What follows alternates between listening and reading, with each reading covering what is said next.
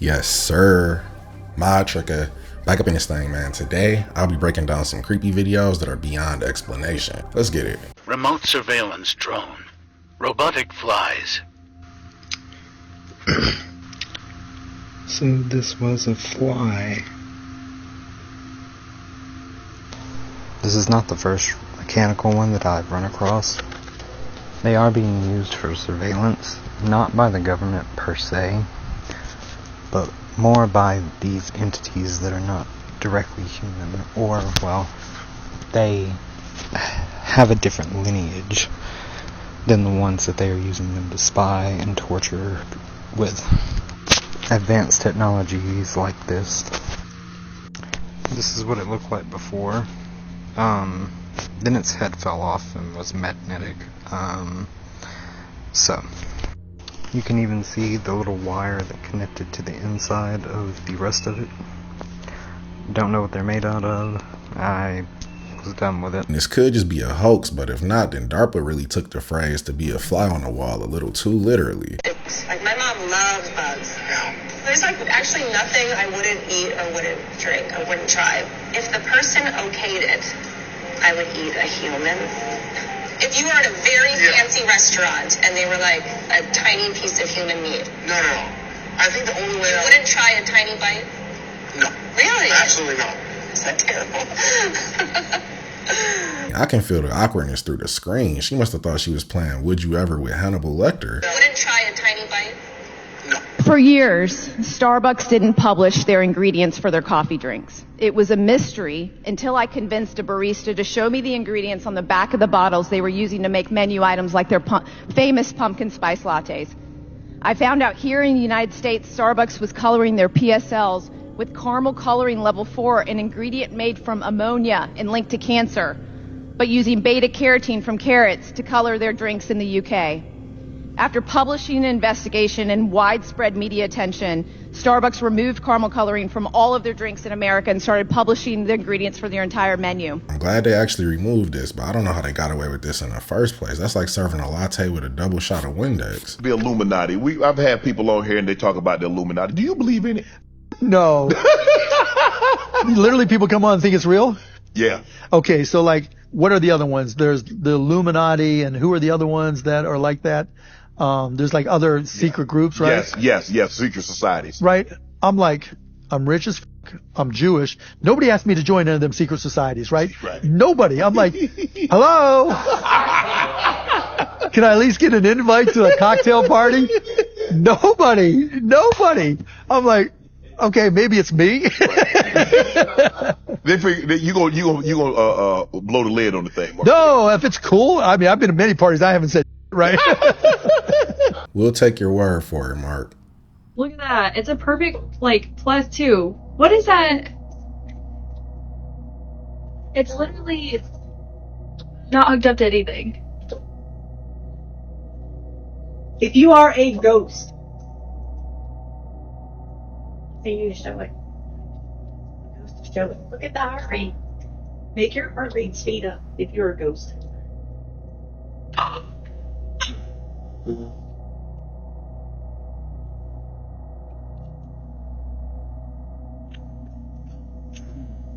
It's probably the ghost of a patient that passed away and got hit with a fat medical bill, so now they're trying to get their money's worth from the spirit realm. NSA invent Bitcoin? The theory's picking up steam because in 1996, the NSA released a paper called How to Make a Mint, the Cryptography of Anonymous Electronic Cash. In the paper, they have the backbones of what it would take to create something like Bitcoin. One of the sources for the paper is Tatsuaki Akamoto, who 2 years later created a public crypto ecosystem. And a lot of people are pointing out the similarities between this name and Satoshi Nakamoto, the creator of the Bitcoin white paper. And guys, the plot thickens from there. The hashing algorithm that Bitcoin is built on, SHA-256, was created by the NSA. So that begs the question. In 1996, over a decade before the existence of Bitcoin, the NSA published a paper titled How to Make a Mint, the Cryptography of Anonymous Electronic Cash. In it, NSA researchers outlined a system very much like Bitcoin, where financial transactions are secured via cryptography and made possible via a decentralized network. That way, your digital money could have privacy, protection against double spending, and protection against denial of service, eerily similar to a blockchain. 13 years later, the Bitcoin white paper was released, and the cryptographic algorithm Bitcoin uses to secure its transactions, the SHA-256 algorithm. And the creator of that algorithm? None other than the NSA. Think about it. As the government, wouldn't it be nice if you had a clean, perfect, immutable database that displayed everyone's transactions on a public ledger while giving everyone the illusion of privacy? This one might actually be true because still to this day, no one has been able to identify who Satoshi Nakamoto is. So until they figure that out, I would be very cautious how I spend my Bitcoin, or you're gonna have the NSA kicking in your door. To use it, you just put the glasses on, then as you walk by people, the glasses will detect when somebody's face is in frame. This photo is used to analyze them, and after a few seconds, their personal information pops up on your phone. Cambridge Community Foundation. Oh, hi, ma'am. Wait, are you Betsy? Yes. Oh, okay. I think I met you through like the Cambridge Community Foundation, right? Yeah. Yeah. It's great to meet you. I'm Kane. Oh wait. So do you happen to be the person working on like minority stuff for like Muslims in India at all or something? Yeah. Really? Yeah. Are you Kashif? Yes. Oh, I've read your work before. It's super cool. So here's how it works. We stream the video from the glasses straight to Instagram and have a computer program monitor the stream. We use AI to detect when we're looking at someone's face. Then we scour the internet to find more pictures of that person. Finally, we use data sources like online articles and voter registration databases to figure out their name, phone number, home address, and relatives' names. And it's all fed back to an app we wrote on our phone. Is your address 4 Valley? Yeah. Atlanta, Georgia, 303. Yeah. Is oh my god. Yes. Not anything, but yeah. Also attended Yale's Young Global Scholar Summer Program, right? Really? Yeah, these are me in like middle school. Oh my god. What about John and Susan? Are they your Those are my parents. Parents? Okay. I would not have been that calm if a random person approaches me on the street reading out my personal information. This makes me want to order one of those full face masks that Kanye always wears. I would look ridiculous, but at least I won't be getting stalked in real time. Haley Hines reports. Water and the ion batteries do not mix, and they literally explode. And they did across the city of Tampa. You heard horns honking all in the distance because the cars were shorting out. Andrew Eleanor heard an explosion while hunkering down on Davis Island. The lithium battery, it got inundated and then blew up. And this was the aftermath, a charred electric vehicle surrounded by debris after the water rushed in. And because of the flooding that we've had some lithium ion situations. It wasn't the only fire. This one was along Blanca Street. Except in this case, Tampa's mayor says a fire likely started by an electric car spread to the home. It was gutted by morning. Nothing left. Saw that home from the helicopter, and there's one wall left. So it's very, very tragic. Fortunately, no one was hurt. A similar story in Seminole Heights. Tampa firefighters worked for hours to put this one out. During a hurricane, your main concern is trying to prevent the flooding from destroying your house, but now you got to worry about the EV in the garage burning it down completely. I know the homeowner's insurance and the car insurance company were playing rock, paper, scissors to see who would cover this.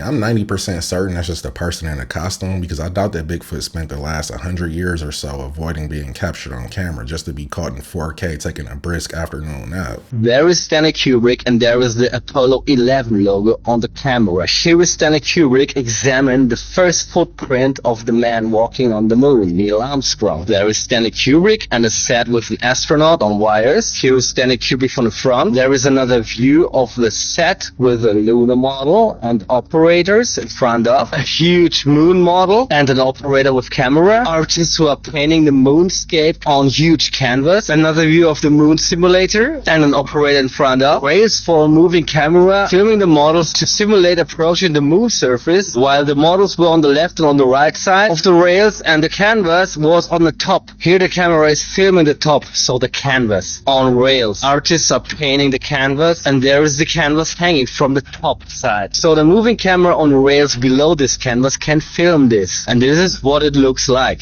Here is the moving camera on rails, filming the canvas. I really don't want to believe that the greatest engineering feat in human history was really just a movie filmed by Stanley Kubrick, but if it's true, then I wouldn't be surprised if NASA hired Quentin Tarantino to film next year's Artemis 2 mission. He caught the CIA selling in South Central LA and then exposed it on a hearing on CNN. You ever seen this? Jamie, pull it up. I will tell you, Director Deutsch, as a former Los Angeles police narcotics detective, that the agency has dealt throughout this country for a long time.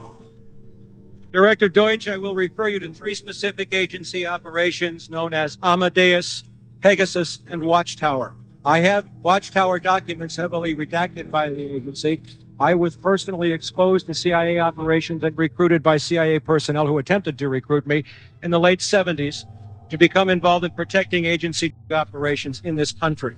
I have been trying to get this out for 18 years, and I have the evidence. You should immediately bring that information to the Los Angeles Police Department. I did bring this information out 18 years ago, and I got shot at, forced out of LAPD because of it.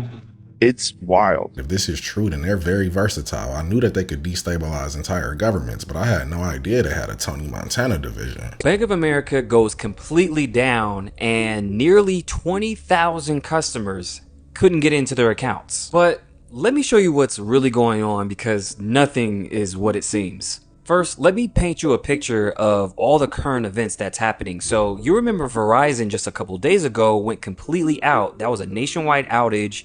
Everybody's phone went SOS, no text messages, no calls, no nothing. Then you have the East Coast port situation where all the ports on the East Coast are shutting down and it's costing the US about $5 billion per day. Then you have Hurricane Helene completely wiping out Asheville, North Carolina, and I looked into this and there's some weird things going on here. First, did you guys know they've been planning since 2016 to turn Asheville into a smart city? It's called the Asheville Smart City Network, and in short, it's to modernize their grid and upgrade their whole infrastructure and things of that nature. But why does this look familiar? I've seen this somewhere before. Oh, that's because it did happen last year in Maui when they had the Digital Government Summit to turn Maui into a smart city right before the fires. Interesting.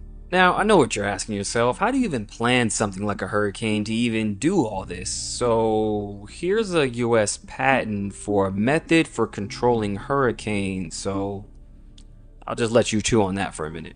And we can't forget the massive lithium battery deposits that's about 70 miles from Asheville. You know, those things that power your phone and laptop, Teslas, smart cities. I'm just spitballing. And of course, The Simpsons strike again with their latest episode called the series finale.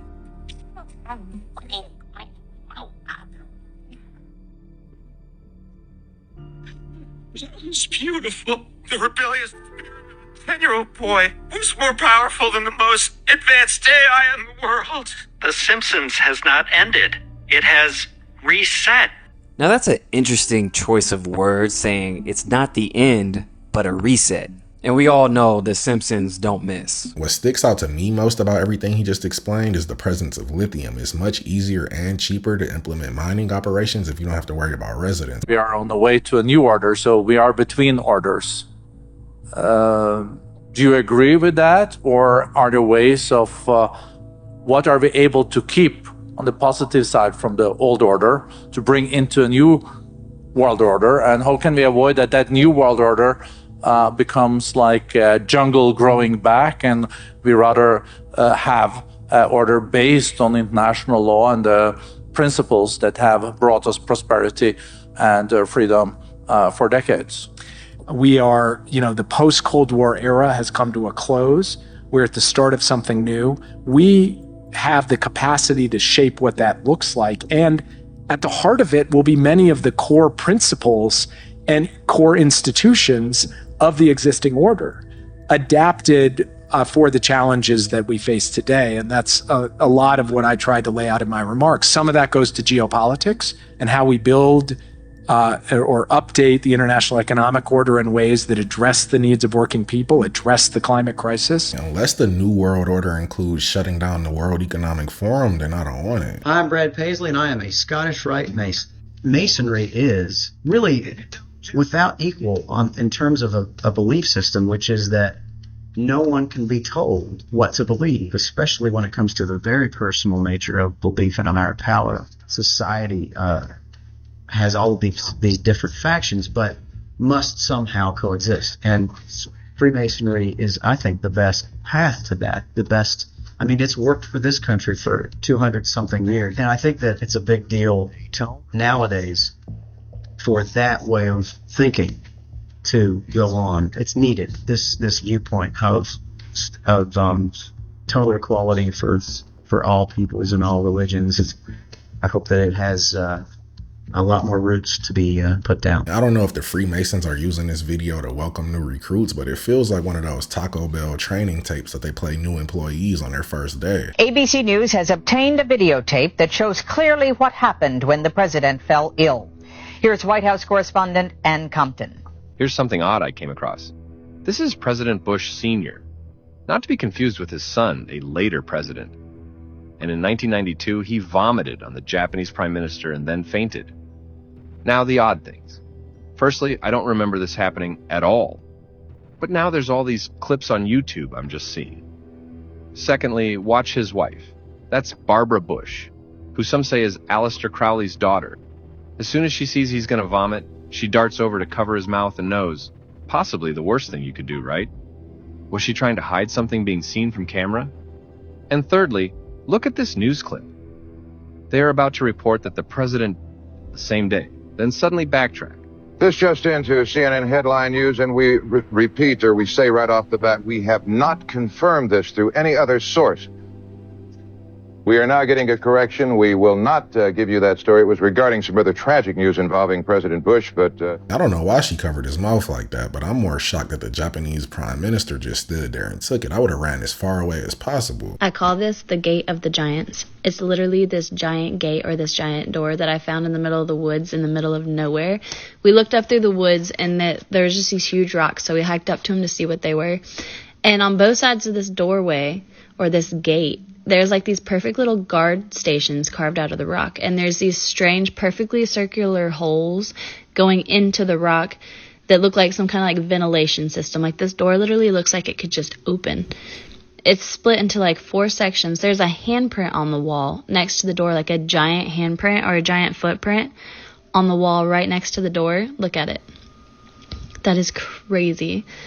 I literally got like see that hole right there in that rock's like perfectly circular holes going into the rock, and this big old handprint or footprint right in the rock next to the door.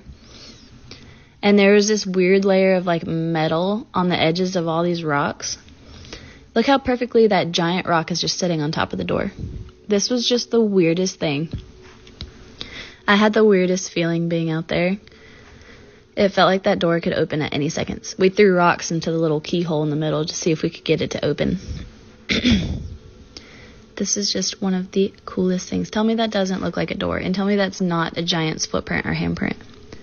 This is definitely a door. It could just be a natural formation, but judging off the sharp angles where the rocks have been broken apart, it kind of looks precisely cut. And looking at that footprint, it might be Bigfoot's garage door. You are not going to believe what I found. This is a hamburger from 2010. I'm cleaning out my grandmother's house, and she has this.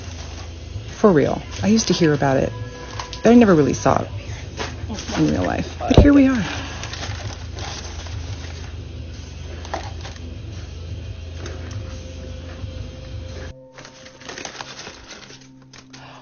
Oh my God.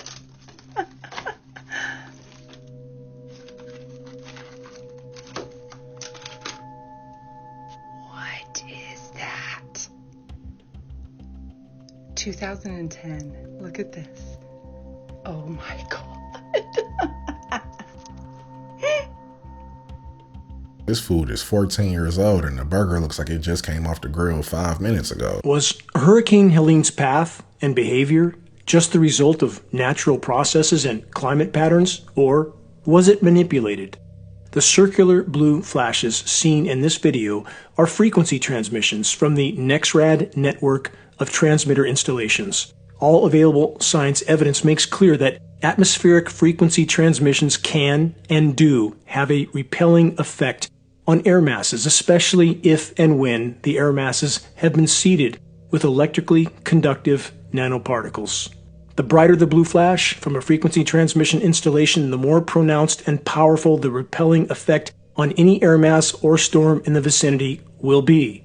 Where there are no blue flashes, there is no transmission, thus no repelling effect, thus no resistance for a migrating storm. Translation: a migrating storm will be hindered from moving toward frequency transmissions and will easily migrate in a direction with no transmissions. So again, I ask, was Hurricane Helene's path and behavior just an act of nature, or was it engineered? I can't say for sure that it was completely engineered, but judging by those blue frequency transmissions, it definitely looks like it was steered to follow a certain path. Remember when we could take the batteries out? Yeah.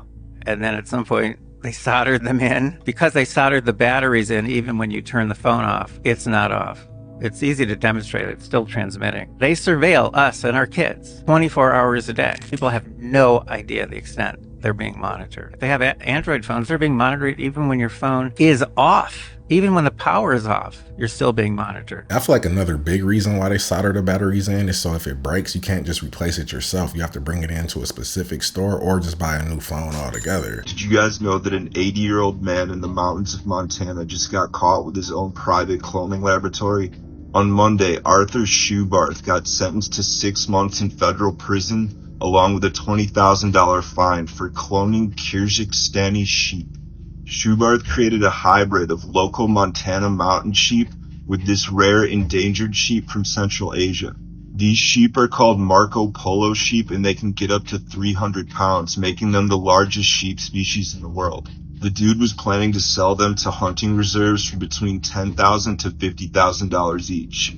If an 80-year-old man in the mountains of Montana can create a cloning laboratory, what else do you think is going on out there in the world? If an average 81-year-old citizen can clone sheep, then they can definitely clone humans too. This is probably where we got the new Jamie Foxx from. Somebody was talking about I'm cloned. This is my 5th attempt of sending animal DNA to 23andMe. With the help of my wife, we extracted DNA from our pet horse named Charlie. And after 2 months, we got the results back. They claimed that he was East Asian and Native American, but also Southern European from Spain. They're basically claiming that Charlie is Mexican, which might make sense, because we got him from a Spanish dealer. What animal DNA should we send to 23andMe next? Now it makes sense why the entire board of directors of 23andMe resigned. They were probably embarrassed that their product can't even determine the difference between human and horse DNA. I'm going to show you something. And this is the stuff that you can't explain when you live close to Skinwalker Ranch. Found these lights, they're going 2 different ways. They almost look like rainbows. Yeah, like I said, this is some of the stuff you can't explain above Skinwalker. Can't be a rainbow. Maybe it's a moonbow. Got brighter again. It's a portal. I don't know. This is stuff you can't explain. I've never seen an alien, but I'm telling you, whatever that is, it's real.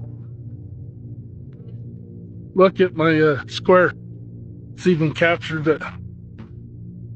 Like the object.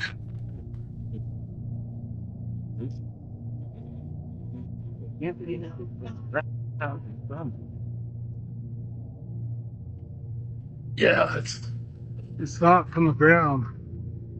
I don't know. It looks like some sort of UFO behind those clouds. I would not want to be the next door neighbor to Skinwalker Ranch. I would have moved a long time ago if I was him. All right. Look. It's freaking alive. Inside the pasta.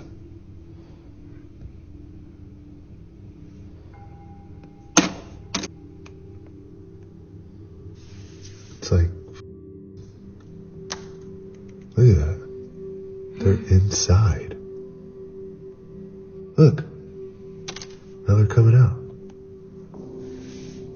Alive. I feel like the only way insects would be inside the pasta like that is if eggs were laid at the factory. So I will be on the phone with Barilla as we speak, telling them exactly where to send my settlement check.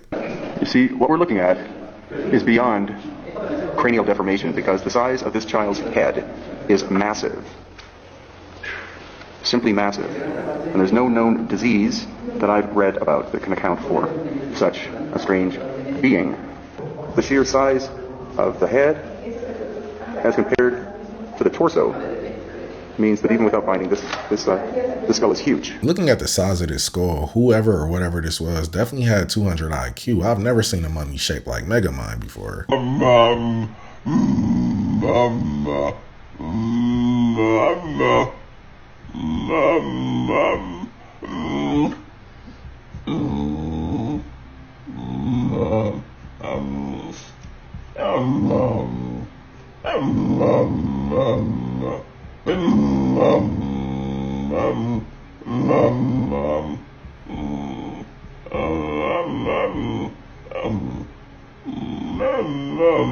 If I woke up to my dog calling out for mom at 3 a.m., I would be genuinely terrified. You can't convince me this isn't a human trapped in a dog's body. But that was the video, guys. Don't forget to sub up, hit that notification bell, and I'll catch you in the next one.